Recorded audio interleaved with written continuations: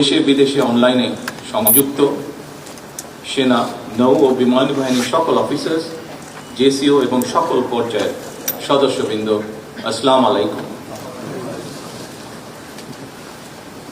প্রতিরক্ষা এবং প্রধানমন্ত্রী হিসাবে শুধুমাত্র দায়িত্ব পালনের অংশ হিসেবেই নয়, বরং একজন গর্বিত শহীদ সেনা এবং মুক্তিযোদ্ধা পরিবারের সদস্য হিসাবে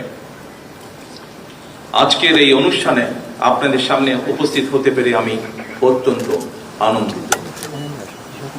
আজকের এই ধরনের অনুষ্ঠান এবং এই প্রতিবেশ আমার কাছে নতুন নয়, বরং এই ধরনের অনুষ্ঠান দেখতে দেখতেই আমি বড় হয়ে উঠেছি।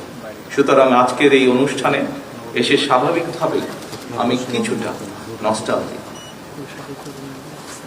উপস্থিত সশস্ত্র বাহিনীর অফিসার্স এবং সৈনিকবৃন্দ, আমার শৈশব কৈশোরের স্মৃতির অনেকখানি দখল করে রয়েছে সশস্ত্র বাহিনীর কঠোর নিয়মানুবর্তিতা এবং দায়িত্বশীলতা। কুচকাওয়াজের শব্দ আর বিউগলের সুর আমার অতি পরিচিত। সেনা পরিবেশেই আমি আমার পিতা, মাতা এবং আমার একমাত্র ছোট ভাইয়ের সঙ্গে বেড়ে উঠেছি। আজ আমি আপনাদের সামনে সেনা নিবাসে এই দরবারে যখন দাঁড়িয়েছি, তখন আমার মা, বাবা, একমাত্র ভাই আর আমাদের মাঝে নেই। এমনকি আমাদের সকলের স্মৃতি বিজড়িত সেনানিবাসের বাড়িটিও আমাদের কাছ থেকে কেড়ে নেওয়া হয়েছে। সেনা পরিবেশে বেড়ে ওঠার কালেই অনেক প্রিয় মুখের কথা এই মুহূর্তে আমার মনে পড়ছে আজকের এই অনুষ্ঠানে। যারা আমার বেড়ে ওঠার দিনগুলোতে আমার পরিবারের সাথে খুব কাছে থেকে সম্পৃক্ত ছিলেন, আমার বাবার কর্মজীবনে পাশে থেকে তাকে সহায়তা করেছেন, গভীর শ্রদ্ধার সঙ্গে এই মুহূর্তে তাদের কথাগুলো মনে পড়ছে, তাদেরকে আমি স্মরণ করছি গভীর শ্রদ্ধার সঙ্গে। উপস্থিত সশস্ত্র বাহিনীর অফিসার্স এবং সৈনিকবৃন্দ, এই অনুষ্ঠানের শুরুতেই আমি শ্রদ্ধা ভরে স্মরণ করছি স্বাধীনতার ঘোষক শহীদ রাষ্ট্রপতি জিয়াউর রহমানকে, যিনি বাংলাদেশের স্বাধীনতার ঘোষণা দিয়েছিলেন।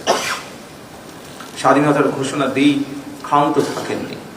তৎকালীন সেনা কর্মকর্তা, সদস্য এবং মুক্তিকামী জনগণকে সঙ্গে নিয়ে বাংলাদেশের স্বাধীনতা অর্জনের যুদ্ধে ঝাঁপিয়ে পড়েছিলেন। স্বাধীনতা এবং মুক্তিযুদ্ধের স্মৃতি নিয়ে শহীদ প্রেসিডেন্ট জিয়াউর রহমানের নিজের লেখা একটি প্রবন্ধ রয়েছে, একটি জাতির জন্ম শীর্ষক এই নিবন্ধে স্বাধীনতা এবং মুক্তিযুদ্ধের প্রেক্ষাপট এবং এর সূচনা লগ্ন, মুক্তিযুদ্ধে মেজর জিয়াউর রহমান এবং সেনাবাহিনীর ভূমিকা সুস্পষ্টভাবে বর্ণিত রয়েছে এই নিবন্ধে। 1972 সালের 26শে মার্চ বাংলাদেশের প্রথম স্বাধীনতা এবং জাতীয় দিবস উপলক্ষে অধুনা লুপ্ত দৈনিক বাংলা পত্রিকার বিশেষ প্রপত্রে প্রকাশিত একটি জাতির জন্ম শীর্ষক নিবন্ধের শেষ প্যারায় শহীদ জিয়াউর রহমান লিখেছিলেন, সময় অতি মূল্যবান। আমি ব্যাটালিয়নের অফিসার, জেসিও আর জওয়ানদের ডাকলাম, তাদের উদ্দেশ্যে ভাষণ দিলাম। তারা সবাই জানত। আমি সংক্ষেপে সব বললাম এবং তাদের নির্দেশ দিলাম সশস্ত্র সংগ্রামে অবতীর্ণ হতে। তারা সর্বসম্মতিক্রমে হৃষ্টচিত্তে এই আদেশ মেনে নিল। আমি তাদের একটা সামরিক পরিকল্পনা দিলাম। তখন রাত 2:15, 26শে মার্চ 1971 সাল। রক্তের আখরে বাঙালির হৃদয় লেখা একটি দিন। বাংলাদেশের জনগণ চিরদিন স্মরণ রাখবে এই দিনটিকে, স্মরণ রাখবে ভালোবাসায়। এই দিনটিকে তারা কোনোদিন ভুলবে না, কোনো দিন না। স্বাধীনতার ঘোষকের লেখা একটি জাতির জন্ম নিবন্ধটি আবারও 1974 সালের তৎকালীন সাপ্তাহিক বিচিত্রায় হুবহু প্রকাশিত হয়েছিল। রক্তাঙ্গনের চাক্ষু স্মৃতি নিয়ে শহীদ জিয়ার লেখা নিবন্ধটি যখন প্রকাশিত হয়েছিল, সেই সময়টিতে প্রায় সকল মুক্তিযোদ্ধারাই ছিলেন জীবিত বা বর্তমান। এবং তারা ছিলেন সেই সময় সাক্ষী। আমি মনে করি স্বাধীনতার ঘোষকের লেখা একটি জাতির জন্ম আমাদের স্বাধীনতা এবং মুক্তিযুদ্ধের ইতিহাসে এক অনন্য দলিল। উপস্থিত অফিসার্স এবং সৈনিকবৃন্দ, সামরিক, আধা সামরিক এবং বেসামরিক জনগণ, আমরা সবাই মিলে যুদ্ধ করে বাংলাদেশের স্বাধীনতা অর্জন করেছিলাম। আমি এই অনুষ্ঠানে আমাদের মহান মুক্তিযুদ্ধের বীর শহীদদের স্মরণ করছি, যাদের অসীম আত্মত্যাগে আমাদের স্বাধীন এবং সার্বভৌম আজকের এই বাংলাদেশ।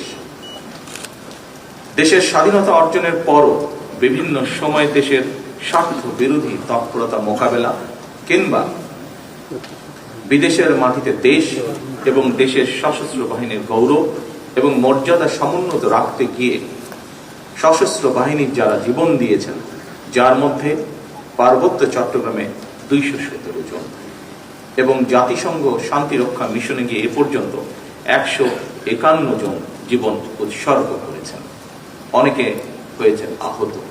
আমি তাদের আত্মদানকে কৃতজ্ঞতার সঙ্গে শ্রদ্ধা করে স্মরণ করছি। সশস্ত্র বাহিনীর উপস্থিত অফিসার এবং সৈনিকবৃন্দ, সশস্ত্র বাহিনী কেবল যুদ্ধকালীন প্রয়োজনে একটি অবশ্যম্ভাবী শক্তি নয়, বরং